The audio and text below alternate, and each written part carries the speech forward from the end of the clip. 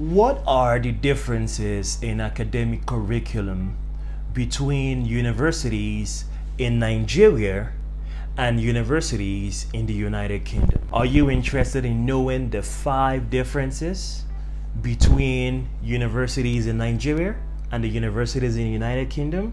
Then you are in the right place. Okay? Stay tuned. We'll be right back. You know the way I do it when I drop lyrical. Anytime I spit lyrical, philosophical. All the niggas mimical, but this fair still on taking literal. Punchlines collateral. Maximum damage. Hello, my people. Hello, Chronicles. Hello, YouTube. It's still Fuse on the Fuse Chronicles. Like I said in the introduction, we're going to itemize 5 key differences between the academic curriculum in universities in Nigeria and compare them with universities in the United Kingdom, so you can stay guided if you plan to go abroad to the United Kingdom to study, or you plan to stay back in Nigeria to study for whatever degree program you might be pursuing. Sounds good? Let's dive in. What are the key differences between the academic curriculum in Nigeria as opposed to universities in the United Kingdom?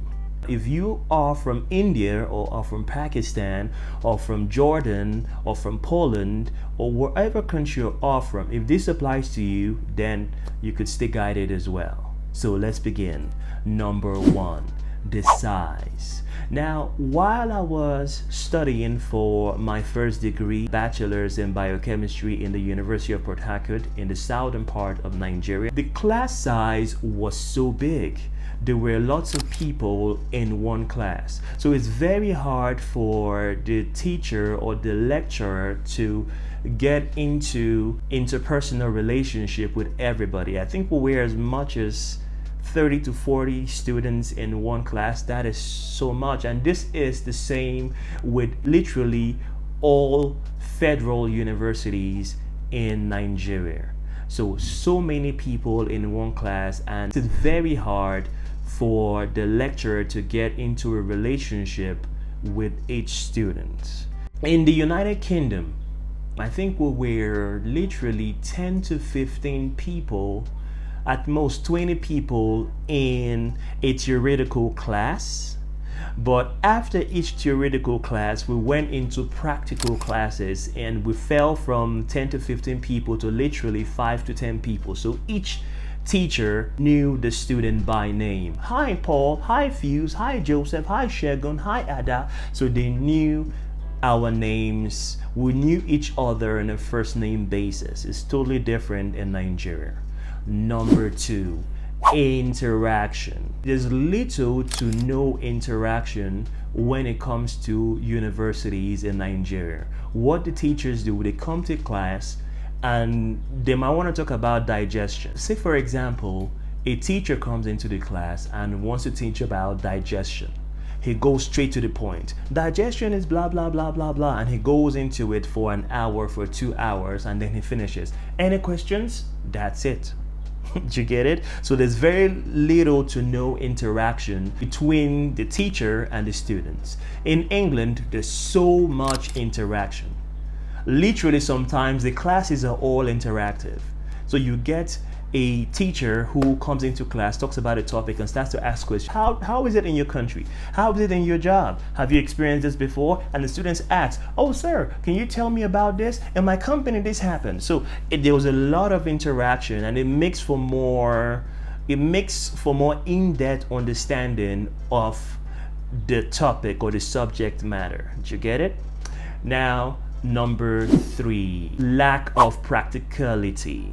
Okay, now in universities in Nigeria, taking the University of Port Harcourt, my alma mater, for example, you get to the first year of university and you're doing all these borrowed courses that They literally have no importance to what you want to do in the future when you graduate.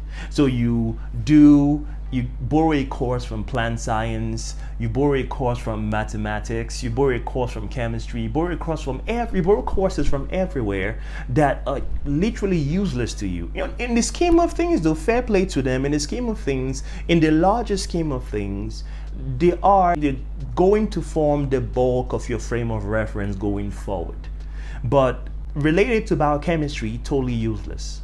In the United Kingdom, particularly England, you only take courses that are relevant to your major. Nobody wastes your time. You don't start to do biology when you're studying for your MBA. You don't start to do tannin science when you're studying for pharmacy. Nobody wastes your time.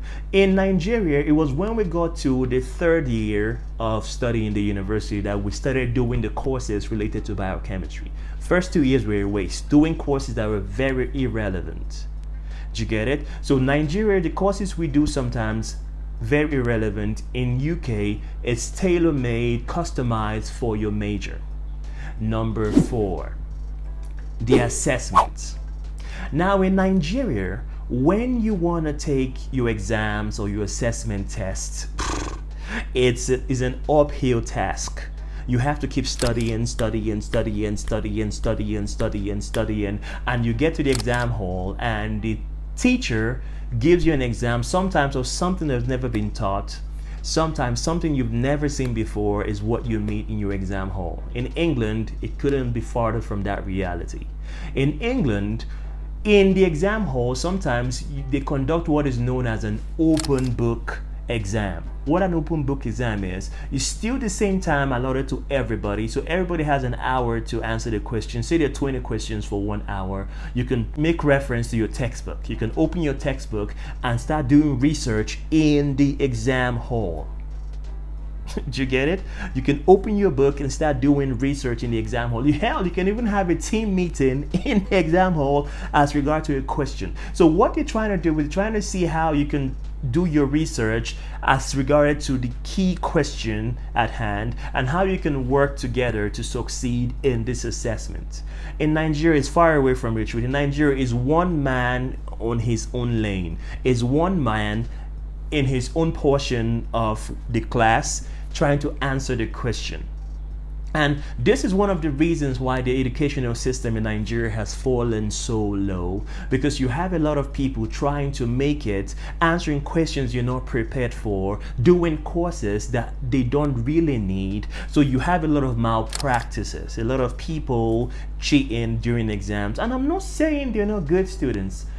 Particularly, I wasn't bad myself without even trying to blow my trumpet, but I even had students, or I knew students in my university, in the University of Port Harcourt back in the day, that were very, very good, excellent students who had all distinctions, very good students. The good students were very few, and the bad students were so much. Did you get it? So in England, there are more options when you're taking your assessment test. In Nigeria, it's only one way. Now, number 5 should actually be number 1. Number 5 is a big problem. Now, industrial action. Lots of universities in Nigeria belong to the Association Staff Union of Universities, known as ASU for short.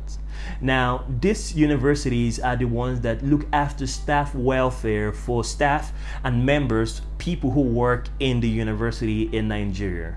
Because the government doesn't see education as high up in their priority, they allocate resources in the budget plan into other sectors like agriculture, security, and all these other sectors, but very, very few or low percentage of money goes into education in the national budget every year. Because of this, the lecturers and teachers in the universities in Nigeria that belong to the body known as ASU always get agitated, and they always result to industrial actions like strikes. There's so much strike in the universities. I remember a friend of mine who was doing his master's in one of the universities in Nigeria. The course in question was supposed to last for 2 to 3 years, but it ended up stretching out for 5 to 7 years just because of intermittent strike in between. And even my major, when I was studying for my first degree, was supposed to last for 4 years. I got into the university in 2001. I graduated from the university in 2006. So I spent over 5 to 6 years. I think that's 1 to 2 years extra than I was supposed to stay in the university. It's very demoralizing. It's very mentally tiring when you see your friends who you graduated from high school with go into private universities, graduating on time, getting jobs, and they're already going up in life while you're still stuck in the university. Did you get it? So this is a very big problem. In fact, this should have actually been number one. But in the United Kingdom, guys, no such thing. No such thing as strike. Maybe it's because most Western countries see education as that progressive quest, that progressive search of something worthy. So people try to better themselves in other countries. But in Nigeria, people don't really see education. Most people, though, there are people who are scholars, who like to read, who like to educate themselves, but it's not the same as when you go to other countries. That's why you have a system in Nigeria that it's crashed, and you have the same educational system in the United Kingdom where there's no strikes, there's no such problem that plagues the likes of what we find in Nigeria. Did you get it? So let's recap. In this video, I itemized 5 reasons or 5 differences between the educational system in Nigeria, the academic curriculum in Nigeria, as opposed to that found in England or the United Kingdom.